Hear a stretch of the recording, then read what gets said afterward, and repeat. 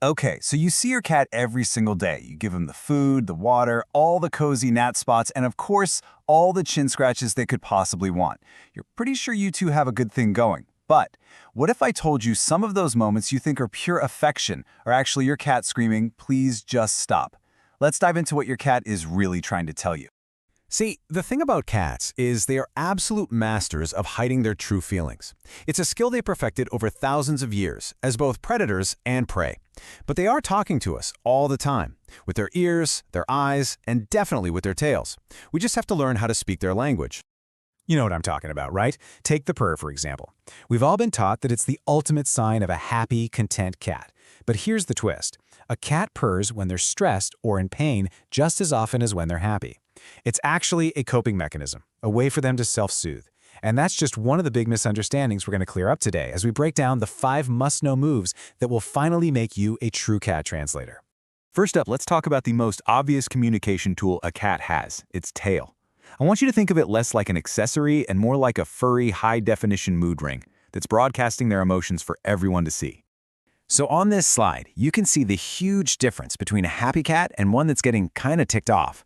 When that tail is held straight up, maybe with a little question mark curve at the tip, that's the cat equivalent of a massive, welcoming smile. That's your green light for all the pets. But if you're petting your cat and you see that tail start whipping back and forth really fast, that is not a sign of bliss. That is a very clear signal that says, hey, I'm overstimulated and you need to stop now.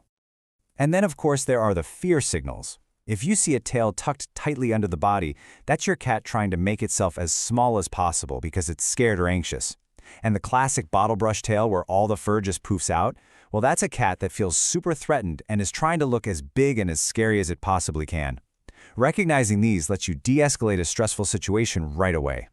All right, next up, let's tune into their ears. Seriously, they're like a pair of finely tuned radar dishes, and they're constantly broadcasting your cat's emotional state.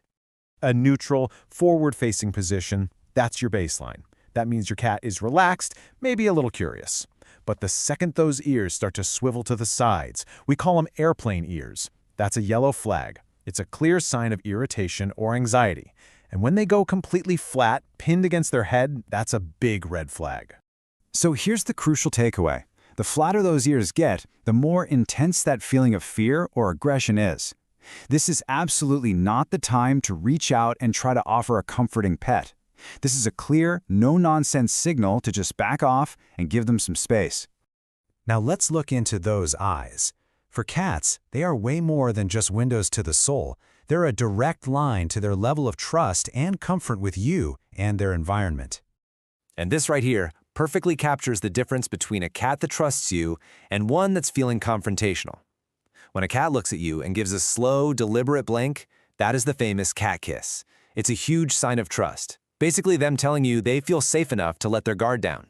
And the best part, you can totally do it back to them.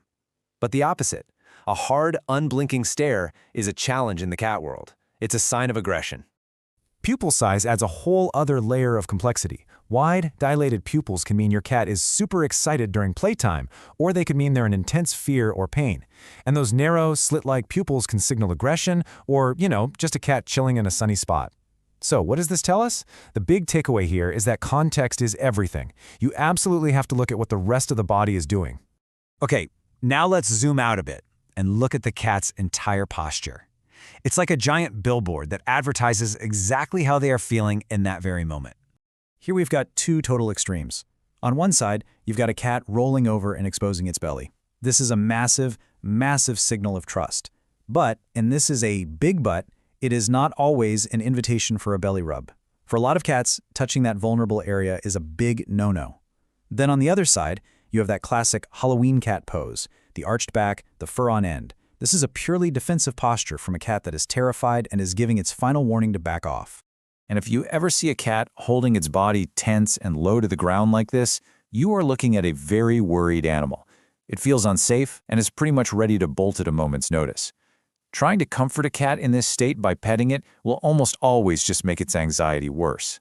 So, we've looked at the tail, the ears, the eyes, and the body. Now for probably the most important rule of all, you have to put it all together.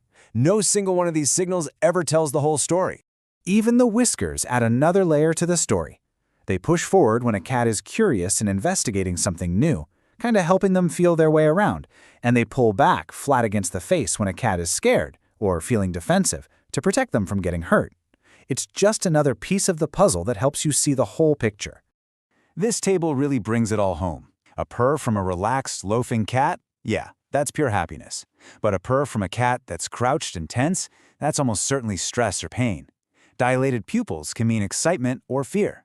A twitching tail can mean deep focus or serious irritation. It's the combination of all these signals that gives you the real meaning. And this is really why all of this matters so much. By learning to read the whole picture, you can respond to what your cat needs before things escalate.